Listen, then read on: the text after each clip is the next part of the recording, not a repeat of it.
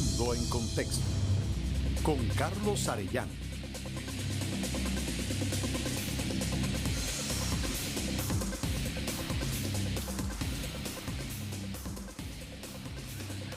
Saludos en casa, bienvenidos a una nueva emisión del Mundo en Contexto. Les saluda a este servidor Carlos Arellano Solórzano, complacido como siempre de que nos acompañe en esta emisión especial del día lunes, en donde vamos a estar revisando dos temas y ampliando estas informaciones con par de entrevistas con analistas en enlace en directo. En primera instancia, los ejercicios militares realizados por Estados Unidos en Asia, en este caso con Japón, aumentando las tensiones con respecto a China. Y en segunda instancia vamos a estar revisando cómo está evolucionando el panorama político interno en la Argentina. Este martes el Congreso de ese país retoma el debate para analizar, discutir la aprobación artículo por artículo o no de la polémica ley ómnibus del gobierno de Javier Milei. Esto mientras el presidente de Argentina, mientras está en desarrollo este cuadro bastante complicado al interno, comienza una gira internacional en donde estará visitando Italia, el Vaticano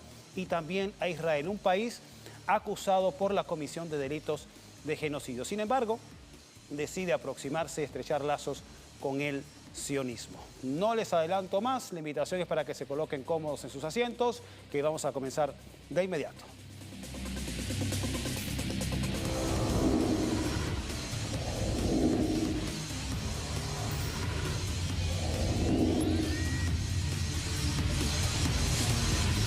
El Mundo en Contexto, con Carlos Arellano.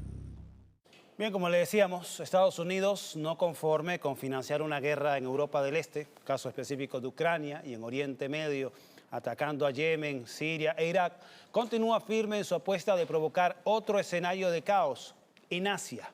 A medida que las tensiones entre las Coreas escalan a niveles preocupantes, Washington, junto a otro de sus amables aliados en el continente, es un eufemismo, estamos hablando de Japón, realizaron unos inusuales ejercicios militares donde pusieron a China, ya así sin disimulos, como un hipotético objetivo en común. Detalles de esta información en el siguiente reporte.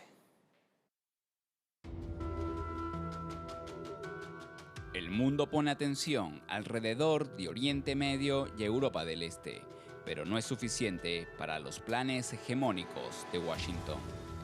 Para la potencia militar norteamericana, no es imposible una confrontación bélica en el continente asiático. Según la información de medios occidentales, Estados Unidos se prepara para lo que denominaron la posible invasión de China a Taiwán. Con esa justificación, Estados Unidos y Japón realizaron ejercicios militares en el mar meridional de China que consistían en una simulación por ordenador sobre una emergencia en Taiwán. Y aunque la costumbre para este tipo de maniobras es utilizar nombres provisionales para referirse al enemigo, este año las Fuerzas Armadas de Tokio y Washington designaron a China como el enemigo hipotético. Este escenario, que lleva a otro nivel el discurso belicista de Occidente contra China, también plantea más interrogantes sobre la estabilidad en la región. Tan solo en el primer mes de 2024, Washington ha realizado al menos 5 ejercicios militares en la región con países como Japón y Corea del Sur.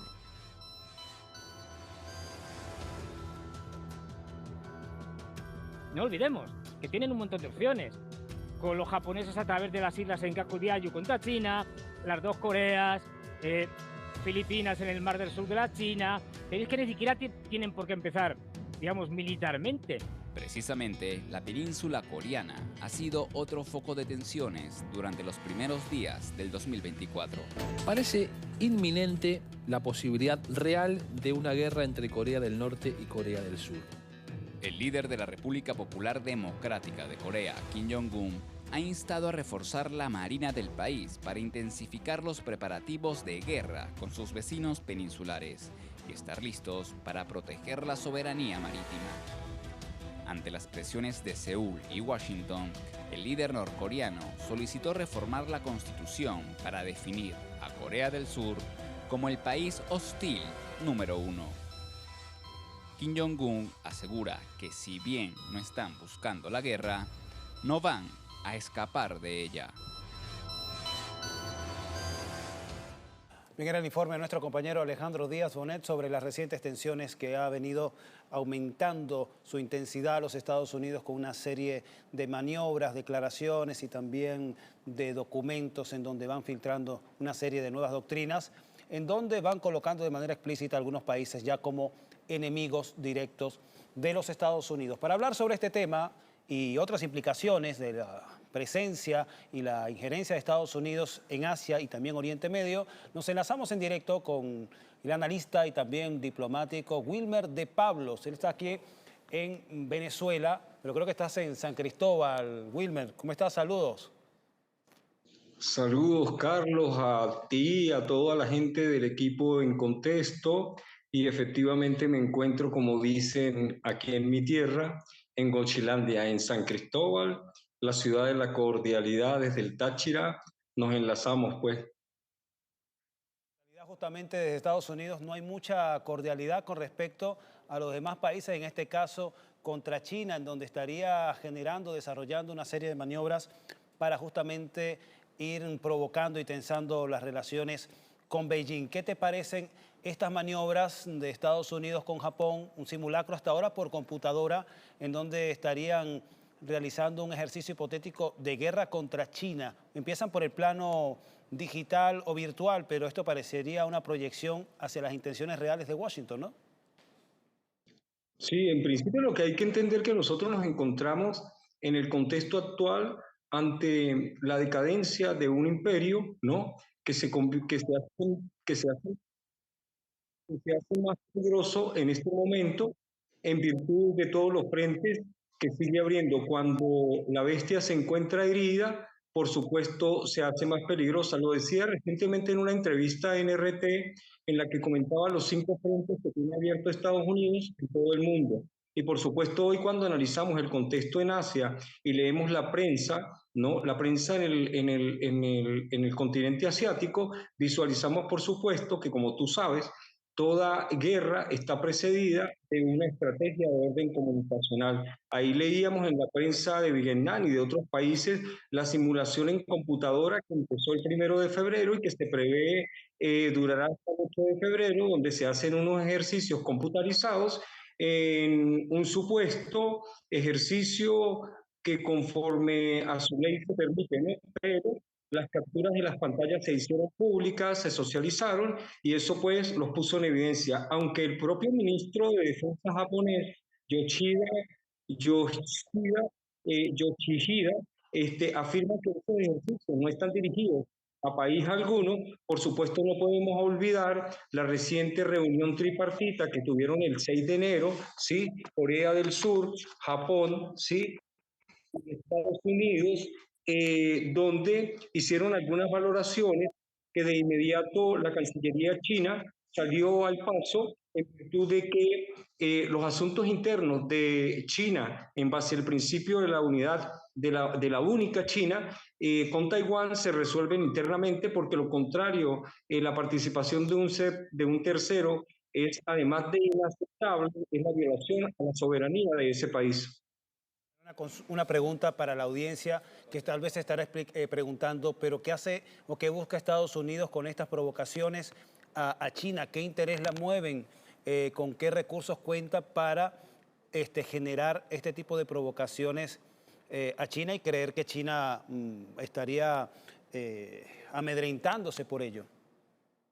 Sí, para ubicar a la audiencia es importante recordarle a los usuarios y a las usuarias de nuestra venezolana de televisión que la China pasó a ser el primer emporio o el poderío económico y que además es el primer acreedor de la deuda de Estados Unidos. Cualquier conflicto que se genere en China con Taiwán, por pequeño, mediano o grande que sea, va a afectar, por supuesto, de inmediato la economía y el comercio mundial. Y, por supuesto, el objetivo estratégico de Estados Unidos en el escenario de Ucrania es ir contra la potencia militar que es Rusia, pero siempre hemos tenido claro que el objetivo fundamental ha sido la potencia económica que es hoy China. Realmente el objetivo fundamental de este conflicto en Europa, al que tú hacías referencia, tiene como fin último llegar a China, desestabilizar a China y por supuesto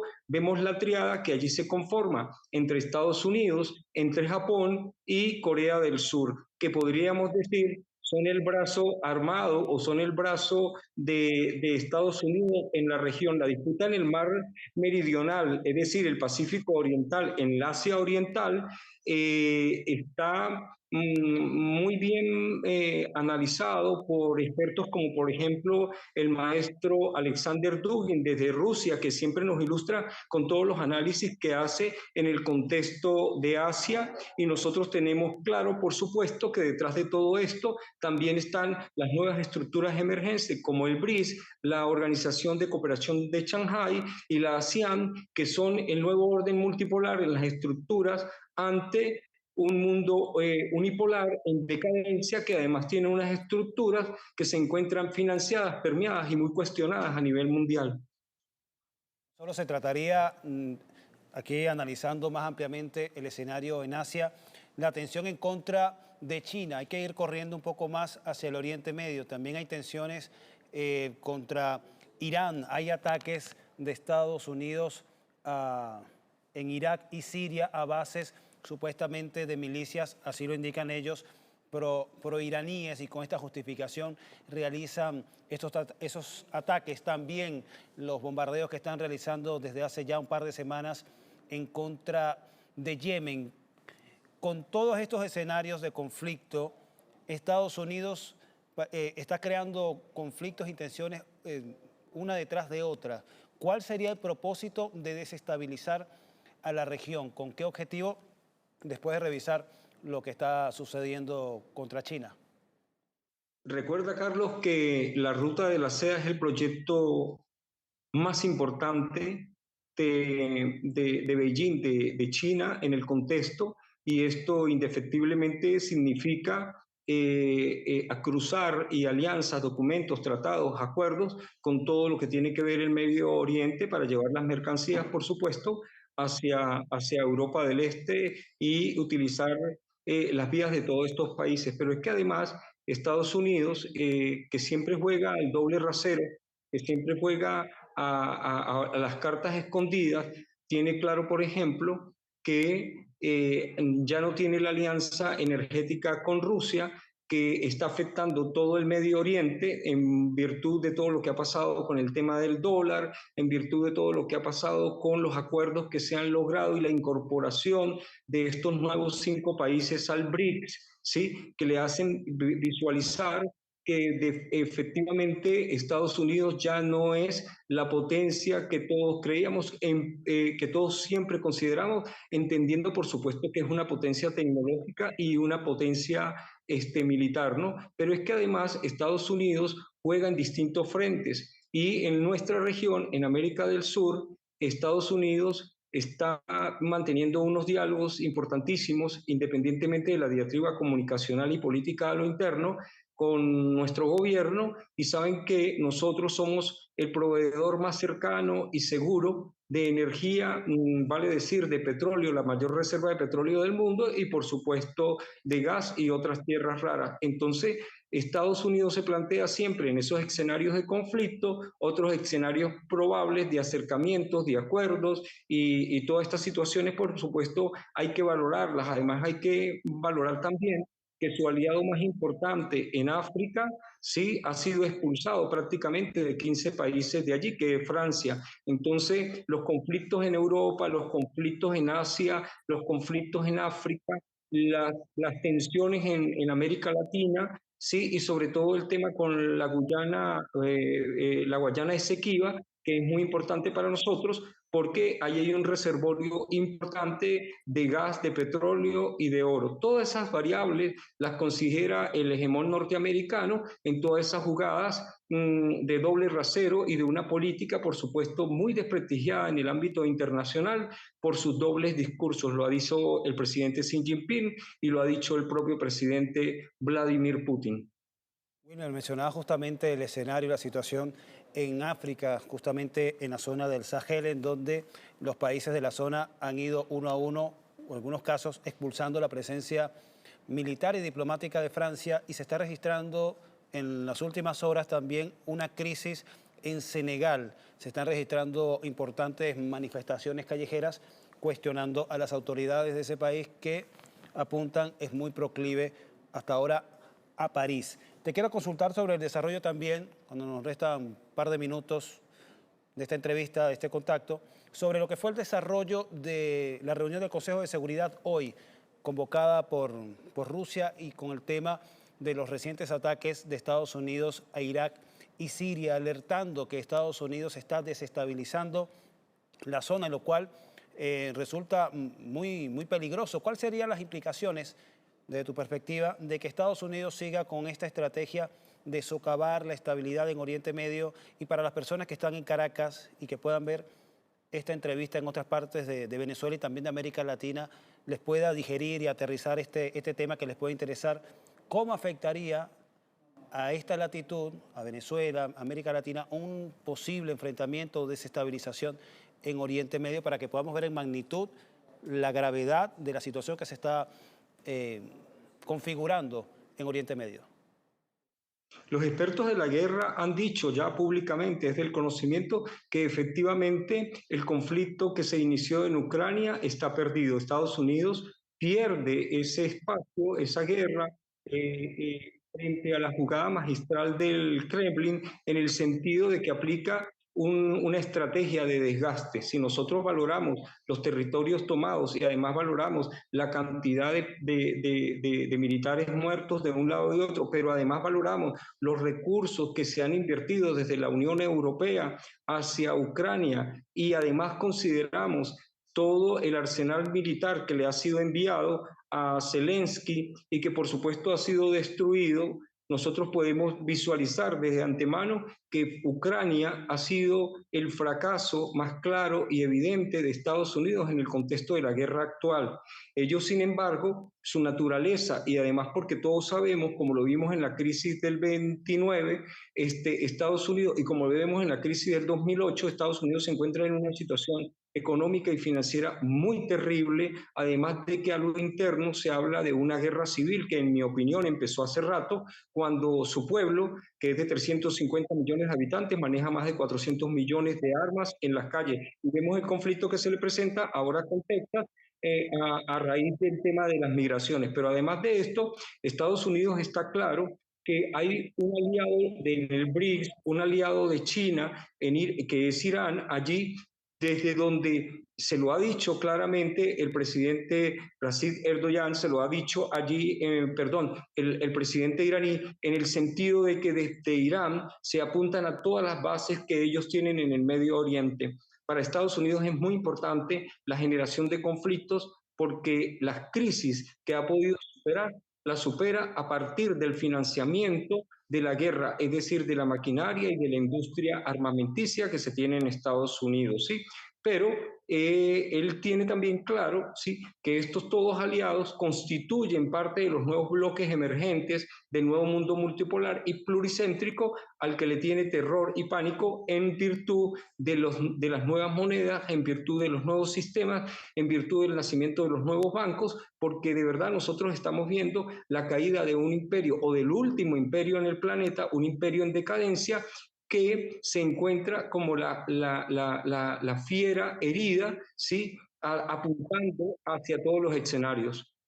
Les reitero a la audiencia que estamos conversando con Wilmer de Pablos, analista internacional y también diplomático. Voy a pedir a la producción, me voy a robar un par de minutos más, porque quisiera hacer esta pregunta. Wilmer, ¿eres de la misma opinión del analista geopolítico Augusto Jalife, mexicano, que él habla que ya estamos en un escenario post-Ucrania? Es decir, ya está resuelto el conflicto, lo ha ganado Rusia, pero al mismo tiempo Occidente está manteniendo este conflicto con Ucrania con respiración asistida, para tratar de conseguir un mejor escenario para negociar y parecer que no ha perdido demasiado en Ucrania. Recuerda que la primera guerra está dirigida al subconsciente colectivo. Es una guerra de cuarta y quinta generación, es una guerra, como la llaman los expertos, la guerra cognitiva, y no puede dejar en la psiquis del colectivo sentado que fue el perdedor en el conflicto con Ucrania. Todo el mundo sabe que el conflicto no es entre Rusia y Ucrania. Ucrania ha sido utilizado, si el conflicto real es entre Rusia y Estados Unidos con su brazo armado que es la OTAN. Y efectivamente yo comparto la opinión de este experto mexicano en el sentido de que efectivamente hace rato que se perdió, que Estados Unidos perdió frente a Rusia, pero necesita de alguna forma generar en el Medio Oriente o en el Asia, porque esto comunicacionalmente les permitirá lavar el rostro de su fracaso en esta operación militar, como la llaman algunos, pero que en mi opinión es una operación de alto impacto geopolítico que obligó al nacimiento e impulso de un nuevo mundo multipolar y pluricéntrico del que nos hablaba el comandante Chávez hace más de 15 años. Wilmer de Pablos, muchísimas gracias por este contacto, enlace en directo desde Caracas hasta San Cristóbal y también al resto de América Latina cuando estemos siendo retransmitidos por Telesur y también por las plataformas de redes sociales. Agradecido, Wilmer, por tu participación. Gracias a ustedes. Bien, conversábamos con Wilmer de Pablos, muchos temas sobre las tensiones creadas por Estados Unidos en Asia, simulacros o ejercicios militares con Japón, en donde, por ahora, por computadora, han creado una matriz o doctrina de conflicto, en este caso un supuesto conflicto en Taiwán, y designan a China como enemigo hipotético. Estuvimos revisando este tema. Corresponde hacer nuestra primera pausa. Repaso mis puntos de contacto en las redes sociales. En TikTok me puedes conseguir como @soyarellán, en X como Soy Arellán también, ahí tienes las direcciones. En Instagram como Soy Carlos Arellán y en Facebook como Carlos Arellán. ¿Con qué tema venimos al regreso? Vamos a estar revisando qué está sucediendo en la Argentina. Este fue el escenario la semana pasada. Represión alrededor del Congreso. ¿Qué estaba sucediendo? Movimientos sociales protestaron durante varios días alrededor del Palacio Legislativo argentino con el mensaje a los legisladores: no aprueben la ley ómnibus, pero terminó sucediendo lo contrario.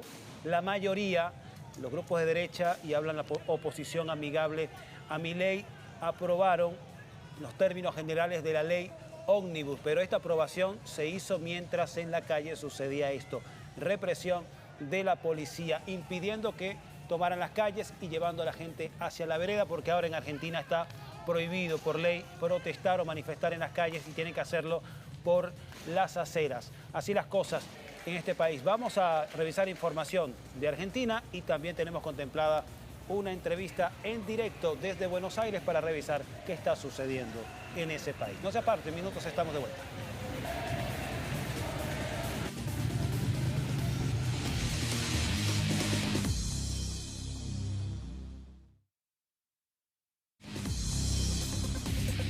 Bien, estamos de vuelta con más del Mundo en Contexto y vamos a revisar ahora actualidad en Argentina. Bien, y la crisis financiera, social y política en Argentina se agudiza con el rumbo neoliberal que propone el presidente Javier Milei. Sus agresivas medidas económicas bajo el concepto de terapia de shock económico iniciaron con la devaluación de la moneda, el decreto de necesidad y urgencia, el DNU, así como la ley ómnibus y la supresión de subsidios como por ejemplo a la gasolina, lo cual configura una serie de medidas que abrirán el camino hacia un país privatizado. Con el anuncio del megadecreto impulsado por el presidente de Argentina, Javier Milei, su gobierno busca desregular y liberar la economía del país, así como privatizar sectores clave para la nación. La teoría de shock económico es un hecho ampliamente condenado por el pueblo argentino. Proyecto de gobierno y un plan que es recontra regresivo para todos los trabajadores, en todo sentido. Son un golpe a toda la clase trabajadora, de arranque porque tienen que ver con nuestros derechos laborales y continúa con privatizaciones, también con nuestro territorio. El gobierno de Milei busca transformar todas las empresas del Estado en sociedades anónimas, lo que permite su privatización. Según los dirigentes políticos, esta situación beneficiará a los sectores empresariales más poderosos y al mismo tiempo dejará sin protección estatal a una gran parte de los ciudadanos. Para que él pueda aumentar las tarifas, para que él pueda suspender trabajadores, para que él pueda generar la intervención en organismos públicos, aumentar el desempleo, desregular la economía y de ese modo dejar que solamente el libre mercado sea el que le impone las reglas a la sociedad y el Estado no tenga posibilidad de mediar esa relación. Por otra parte, la ley Ómnibus que impulsa Milei contempla la privatización de 41 empresas públicas, como son el Correo Argentino, Aerolíneas Argentinas, la Casa de la Moneda, Ferrocarriles Argentinos o el principal Banco de la Nación. Para buscar la aprobación del Congreso, el gobierno de Milei negoció la retirada de la petrolera YPF dentro de la ecuación política. Analistas consideran que el proceso de privatizaciones significaría un retroceso para el país. Eso les genera en el corto plazo un beneficio al sector público, claramente por la venta, pero después le puede generar muchos prejuicios al país como un todo, y eso afectar, por ejemplo, la recaudación pública en los próximos años. Lo único que va a hacer es hacer retroceder no solo el futuro de Argentina, sino el futuro de todos y todas los argentinos. En este sentido, el mandatario argentino ha reiterado su intención de privatizar todo lo que pueda y su limitación actual solo es una restricción técnica en términos de tiempo, con el propósito de llevar adelante su plan de dolarización para el país. Bien, era el informe de nuestra compañera Carla Nato repasando lo que es el contexto de la situación en Argentina asignada por el gobierno de Javier Milei y esta propuesta de ley Ómnibus. Para analizar los detalles y ampliar en qué consiste esta ley Ómnibus y cómo está desarrollándose el panorama interno en la Argentina entre los que se oponen y también los que apoyan esta iniciativa, nos enlazamos en directo hasta Buenos Aires con el analista y experto en relaciones internacionales también Gonzalo Fiore Viani, a quien damos la bienvenida. Muy buenas noches, Gonzalo. ¿Qué tal? Muy buenas noches, Carlos. Un abrazo grande y un saludo a toda la audiencia. Una hora más de diferencia, ¿no? Son las 9:30 aquí, allá serían las 10:30, ¿no? Así es, 22:30 de la noche.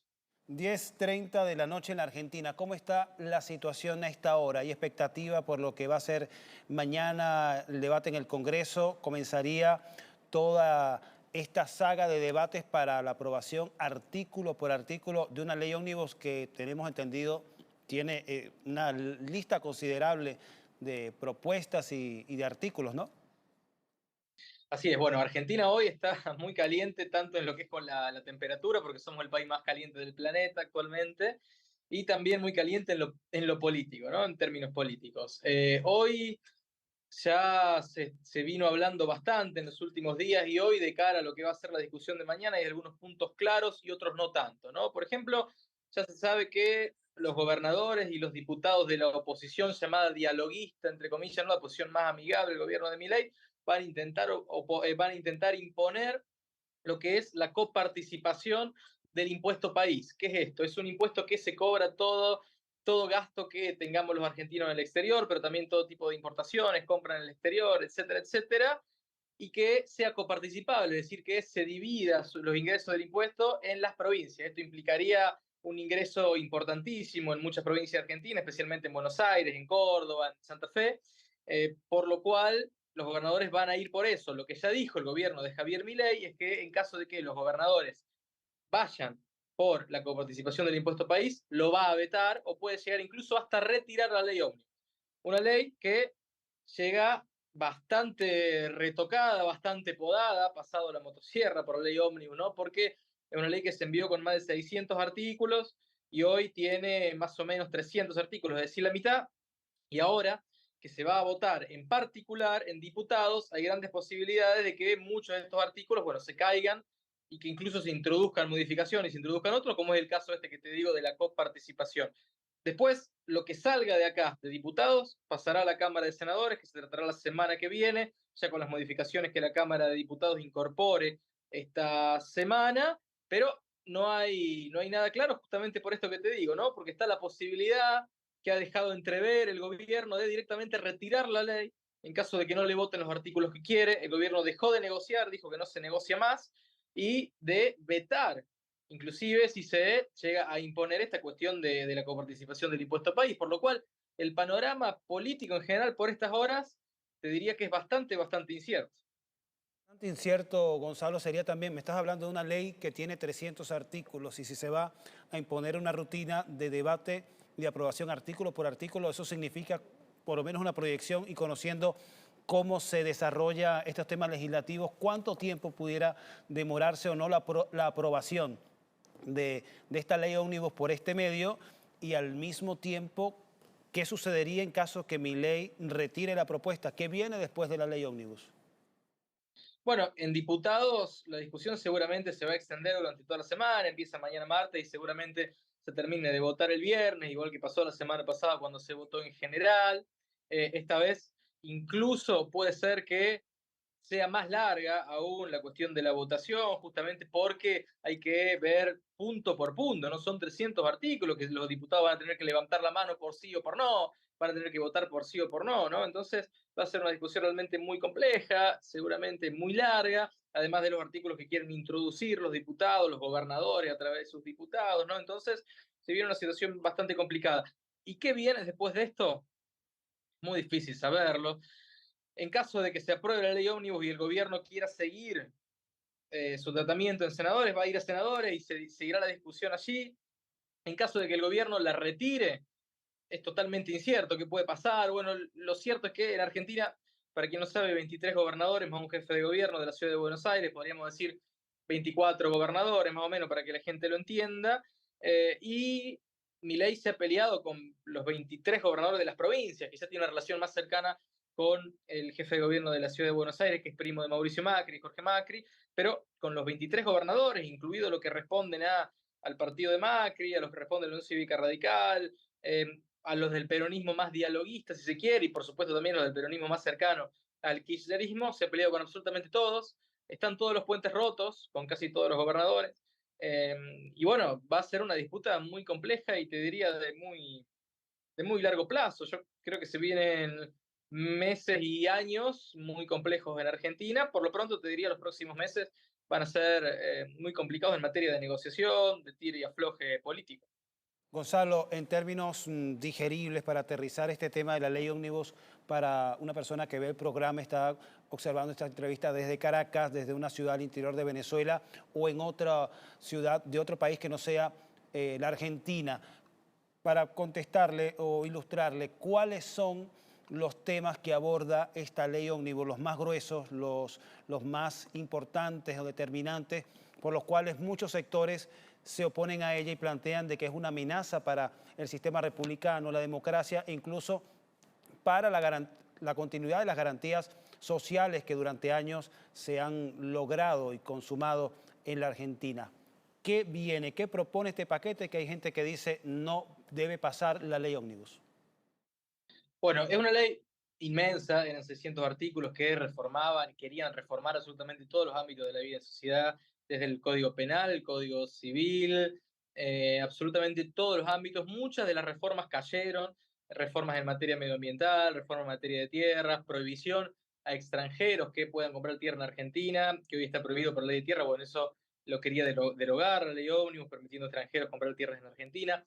Eso por lo pronto parece bastante caído. De lo que quedó actualmente, lo importante de lo que quedó, que se va a votar en la semana, de lo grueso realmente, son la cuestión de las privatizaciones, que originalmente se iban a privatizar, la ley ómnibus quería privatizar 41 empresas propiedad del Estado que pasen a manos privadas, actualmente son 26, es decir, que en toda la discusión previa en diputados, en comisión, se fueron recortando las empresas que se van a privatizar, pero es probable que esta semana, te diría altamente probable que ese número baje aún más y que queden cada vez menos empresas privatizadas del Estado. Ya quedó fuera de las privatizaciones, por ejemplo, Yacimientos Petrolíferos Argentinos, Yacimientos Petrolíferos Fiscales, perdón, que YPF, quedaron afuera las fábricas militares, varias empresas varios servicios y medios de comunicación que iban a ser privatizadas quedaron afuera de esto, entonces ya quedó bastante desguazado, si se quiere.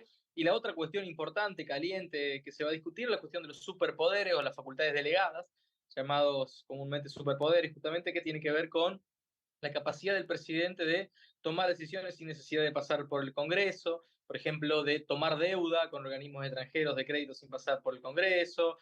Las facultades delegadas que se iban a votar originalmente en la ley ómnibus iban a ser de 11 facultades delegadas, las cuales iban a poder prorrogarse iban a ser por 2 años, prorrogadas por 2 más, es decir, por todo el mandato, ¿no? Y ahora ya son 6, solo por 1 año, pero todavía hay discusión en algunos términos de estas facultades delegadas que seguramente van a hacer que sean menos y que ver por cuánto tiempo, ¿no? Entonces, es muy difícil ahora saber efectivamente qué es lo que se va a votar esta semana y qué es lo que va a quedar esta semana, pero todo indica que no va a quedar exactamente igual a cómo está, ¿no es cierto? A cómo se viene presentando. Originalmente, como te decía, eran 100 artículos, hoy quedaron 300, y muchos de ellos seguramente sean bajados en la discusión, en particular en diputados, a partir de mañana. Gonzalo, me interesaría saber, de tu perspectiva, el análisis, aparte del escenario de la calle, hay tensión, hay protestas, hay movilización, incluso hay un protocolo antipiquete, así llamado, en donde prácticamente se está modificando la forma permitida hasta ahora, o hasta hace poco, de cómo se protestaba, ya no en las calles, sino en las veredas, distorsionando un poco el derecho a la protesta en la Argentina. Y al mismo tiempo que está sucediendo esto, Javier Milei decide comenzar una gira internacional, en este caso por Italia, el Vaticano e Israel. ¿Cómo leer esta situación mientras tienes al país, esta situación interna, decidiendo una ley que se supone que es vital o trascendental para tu administración? Al mismo tiempo te vas del país. ¿Cómo leer a Milei con este movimiento? Bueno, es difícil. Lo que dicen muchos diputados, muchos legisladores, inclusive de la oposición más amigable, más dialoguista, es que el gobierno en realidad no está interesado en que salga la ley, sino simplemente en construir un enemigo en los legisladores, en los diputados, para así antagonizar, ¿no? Entonces, que realmente no está interesado en sacar la ley, por lo menos ya no cómo quedó. Sí estaba interesado al principio, pero como se la fueron desguazando, ya no está interesado en que salga la ley tal cual quedó, porque no le serviría demasiado a sus intereses, ¿no? Entonces, por un lado, esa cuestión. Por el otro, la calle efectivamente está compleja en el sentido de que empieza a haber cierto descontento. El presidente sigue manteniendo un apoyo popular importante, hay que decir también. El país está muy dividido, te diría prácticamente un 50-50, a grosso modo, ¿no? Habría que ver punto por punto, pero a grosso modo, por lo menos sin tener encuestas en la mano y unas sensaciones, que está dividido 50-50. Hay una cuestión también de que va a Italia en un momento donde la iglesia justamente hoy, Monseñor Ojeda, una de las principales autoridades de la iglesia en Argentina, salió a decir que el hambre y la comida no pueden ser variables del ajuste, ¿no? Y criticó fuertemente medidas del gobierno en lo que tiene que ver con el desarrollo social y con el llamado nuevo Ministerio de Capital Humano en Argentina, que no está dando respuesta a la necesidad de los comedores populares, etc. En ese contexto va a verlo el Papa, de quien ha dicho cosas muy fuertes durante la campaña también para intentar reencauzar ese vínculo. Entonces, eso también se puede leer un poco en clave externa, pero también en clave interna, la reunión con el Papa, a ver si puede acomodar un poco esa cuestión. Pero la verdad que está en un momento complejo la Argentina y muy incierto en ese sentido de lo que pase en los próximos meses. La inflación, si bien a la baja, pero sigue teniendo números superiores al 20%.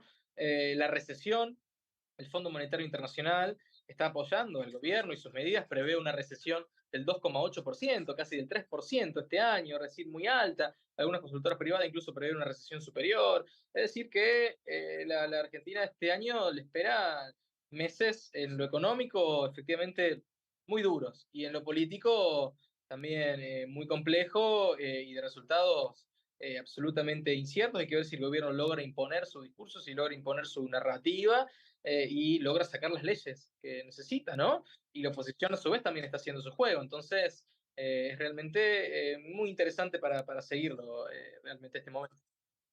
Nos quedan un par de minutos para esta entrevista y no quisiera culminarla sin preguntarte sobre esa otra dimensión de todos los procesos políticos, que es el de la calle, de los ciudadanos. Así como hay ciudadanos argentinos que se oponen a la ley ómnibus y al gobierno de Javier Milei, también es cierto que hay un número importante, un segmento significativo de la población, no en vano ganó con 56% de los votos, que todavía sigue apoyándole, se siguen, como dicen ustedes, bancando al gobierno de Javier Milei, a pesar de todas estas perspectivas negativas o proyecciones que nos estás adelantando y a pesar de todo lo que ha sucedido desde el 10 de diciembre que asumió a la actualidad. ¿Qué está pensando? ¿Qué declaran los que apoyan a Milei para seguir bancándose al presidente? Bueno, está mucho el discurso de había que ajustar, esto había que hacerlo. Está mucho el discurso de estamos pagando la fiesta de tantos años, de populismo, etcétera, etcétera. Este ajuste había que hacerlo y hay que bancarlo. Eso es lo que se dice en gran parte de sus seguidores. También hay otros sectores, sus votantes, porque hay que decir que Milei saca el 30% en las primarias, 30% en las elecciones generales y da el salto al 56% en la segunda vuelta, cuando estaba solo entre Milei y Massa. Es decir, que tiene un porcentaje importante, 26% por lo menos, de votos prestados del PRO, de Patricia Bullrich, de la oposición, etcétera, que se trasladó casi automático hacia Milei, ¿no? Entonces, en ese punto, hay que ver efectivamente de ese porcentaje cuántos lo siguen apoyando como núcleo duro, ¿no? Y empiezan a ver cuestiones que no les gustan, cuestiones que, bueno, cierto avallazamiento de las instituciones, cierto desprecio por el Congreso, más allá de la cuestión económica, ¿no? Y los grandes aumentos todavía no se han sentido en el bolsillo, los aumentos del transporte, los aumentos de la escuela privada, los aumentos en gran parte de los alimentos y de los servicios, de las tarifas de los servicios, sobre todo luz, gas, electricidad, que se van a ver a partir de marzo y abril. Entonces, hay que ver efectivamente cuando se hagan encuestas, justamente en mayo, después de los aumentos de marzo y abril, cuánta gente sigue apoyando al presidente y sigue apoyando estas medidas, si es que el presidente no rectifique y cambie el rumbo también, ¿no? Pero bueno, todo indica que no lo va a hacer, está convencido de que este rumbo es el correcto. Es verdad que lo han votado justamente para que haga lo que está haciendo. Ahora, cuando la gente lo vea y lo siente en carne propia, hay que ver si lo sigue apoyando, si lo sigue aceptando. Eso la verdad que no te lo podría decir. Es una incógnita que tendremos que ver en las próximas semanas, en los próximos meses.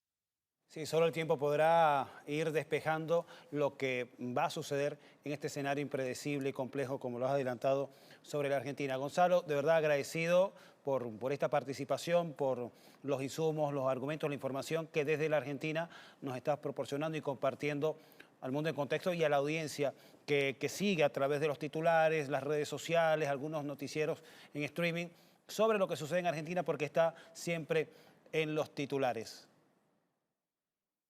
Gracias a vos, hasta la próxima, un abrazo. Gracias.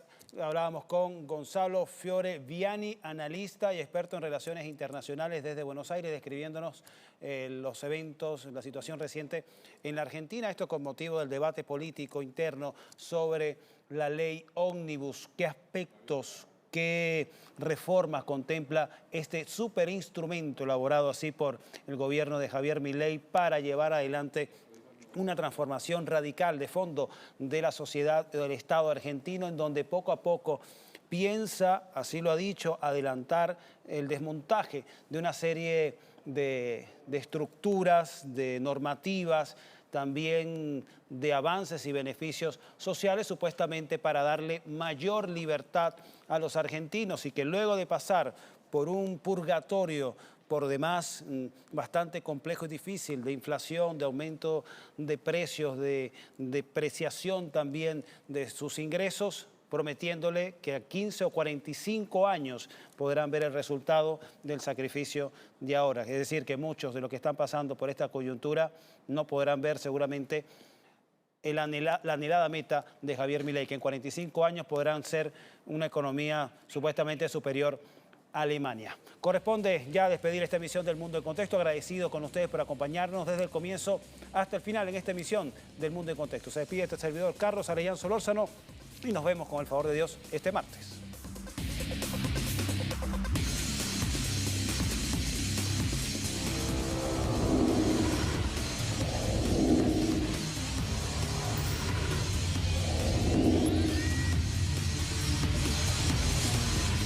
El Mundo en Contexto.